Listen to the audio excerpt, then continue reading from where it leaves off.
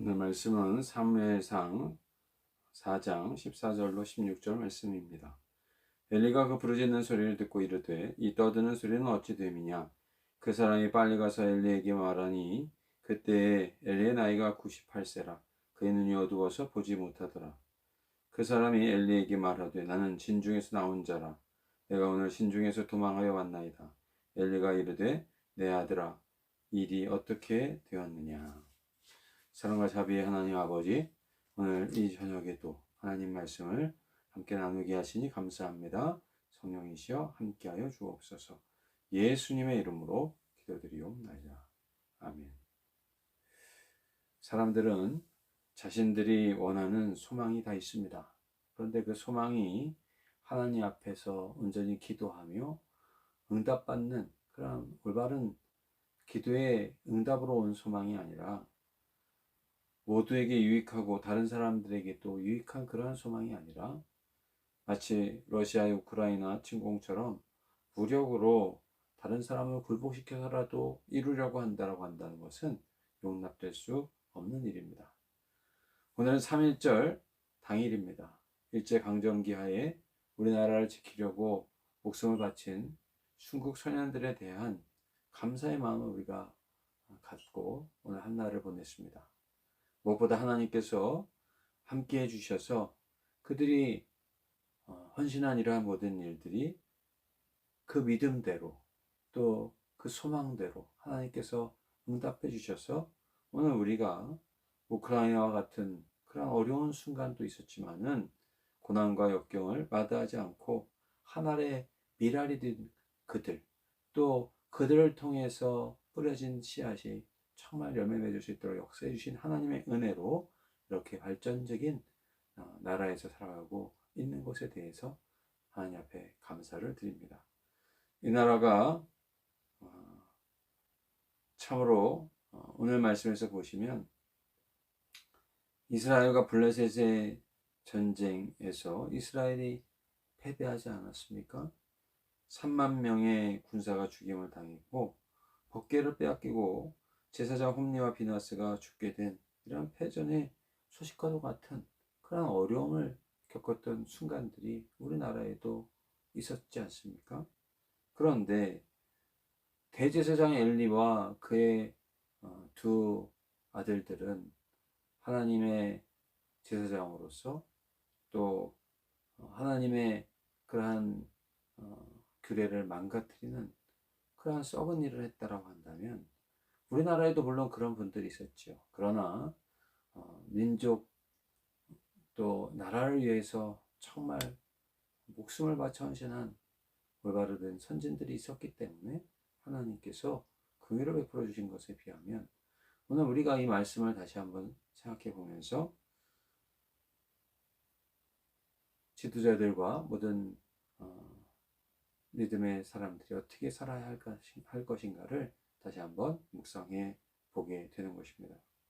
오늘 말씀에서 보시면 대제사장 엘리가 진중에서 도망하는 병사로부터 전쟁이 어찌 되었는가 이러한 것을 불러서 묻는 모습을 볼 수가 있습니다. 그런데 이미 엘리의 나이가 98세였고 눈이 어두워서 보지 못하였다 이렇게 말씀을 하고 있습니다. 그가 나이가 98세가 되도록 하나님께서 평화의 시간을 보내주셨고 또 진작 하나님의 사람들을 보내주셔서 이제 경고해 주시고 또 그 두 아들을 경책하고 징계해서라도 이러한 심판의 날이 오지 않도록 하나님께서 미리 경고하셨건만 그러나 그것을 사랑하는 자식들을 책망하지 못했고 또 징계하지 못했기 때문에 이런 비참한 결과를 맞게 된 것입니다. 사실 누가 자식을 책망하고 징계하는 것 마음 아파하지 않는 부모가 어디 있겠습니까? 그러나 그들이 잘못되었다라고 한다면 하나님 앞에 정말 하나님의 뜻을 어기는 자가 되었다라고 한다면 마땅히 해야 하는 것이죠. 하나님께서 내가 어찌 나보다 네 자식을 더 사랑하고 그 악행을 바로잡지 않았느냐 이런 책망을 받아서는 안 됐던 것입니다. 오늘 우리는 힘들고 고통스러운 그런 순간을 맞을 때가 있습니다. 그러나 그러한 순간에서도 하나님의 뜻을 쫓아 나아가는 그래서 하나님의 뜻을 따르는 자가 되어야 할 것입니다.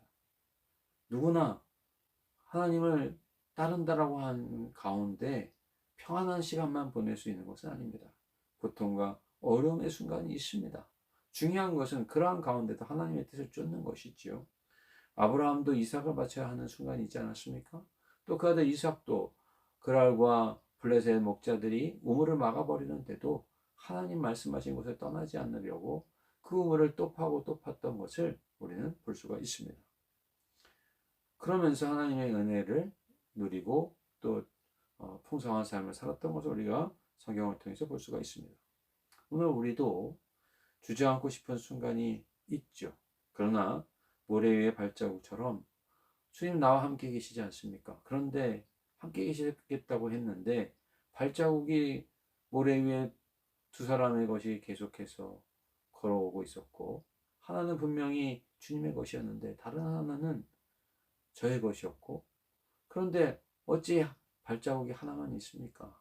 이렇게 제가 가장 힘들었을 때 주님 어디가 계셨습니까? 그런 질문을 할 때 우리가 다 알다시피 내가 그 순간에 너를 얻고 있었다 말씀하셨던 그 말씀을 우리는 잘 알고 있습니다.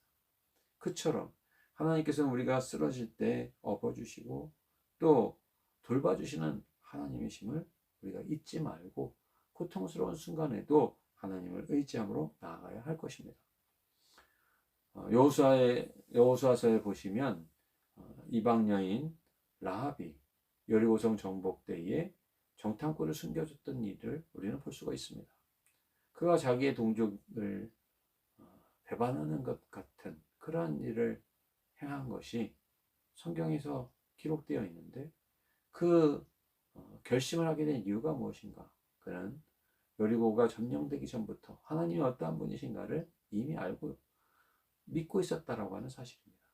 그리고 그러한 가운데서 믿음으로 이 정탐꾼을 받아 들였고 결국 그의 가족이 구원을 받았을 뿐만 아니라 그는 이방 여인 룻을 며느리로 맡게 되죠.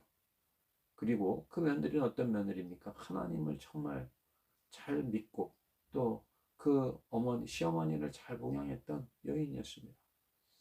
그 며느리를 맡게 되어서 결국 낳은 아들, 그 아들을 통해서 또 다윗의 대로 또 예수 그리스도의 족보에 오르는 그런 다윗의 고조모가 되고 예수님의 족보에 오르는 그러한 사람이 된 것을 우리는 잘 알 수 있습니다. 하나님께서는 이렇게 하나님을 두려워하는 자에게 은혜를 베풀어 주시는 하나님이십니다. 중심을 살피시는 분이시요 언제든지 잊지 않으시는 하나님, 결식케 하시는 하나님이심을 우리가 볼 수가 있습니다.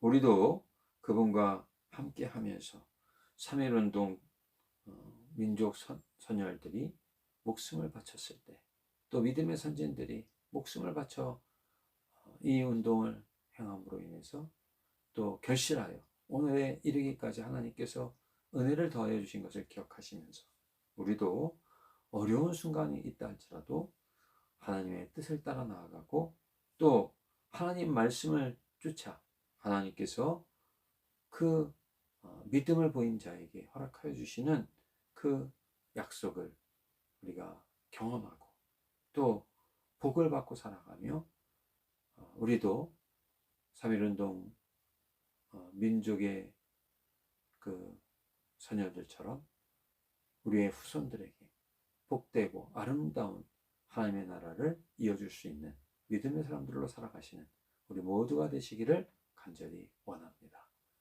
사랑과 자비의 하나님 아버지, 오늘 이 저녁에도 하나님 함께해 주심을 감사드립니다. 저희들은 3.1운동 민족 선열들과 또 믿음의 선진들의 그러한 모습처럼 하나님 눈이 어두운 자로 오늘 엘리와 같은 모습이 아니라 그러한 하늘의 미랄과도 같은 그러한 삶을 살지만 그러나 하나님 살아 역사하시기에 그러한 결심과 결단과 헌신을 하나님 받으셔서 자손만대에 이르도록 하나님 영광 돌리는 복된 그러한 나라를 이루어가는 하나님의 미랄로 살아갈 수 있는 우리 모두가 되게 하여 주시옵소서. 모든 것을 감사드리며 예수님의 이름으로 기도드리옵나이다. 아멘. 여러분 오늘 한 날도 은혜 가운데 잘 지내셨습니까? 늦은 저녁입니다. 평안하게 잘 주무시고 내일도 복된 하루 되시기를